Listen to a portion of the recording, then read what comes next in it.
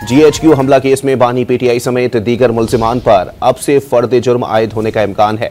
इस बात का भी इम्कान है कि गैर हाजिर मुल्जिमान के वारंट गिरफ्तारी जारी किए जाएंगे। रावलपिंडी की इंसदाद दहशतगर्दी अदालत अडियाला जेल में केस की समाअत कुछ देर बाद करेगी। मजीद जानते हैं डॉन न्यूज के नुमाइंदे ताहिर नसीर से। ताहिर, अपडेट कीजिएगा। GHQ गेट हमला केस की समाअत आज रावलपिंडी के इंसदाद दहशतगर्दी अदालत के जज अमजद अली शाह करेंगे।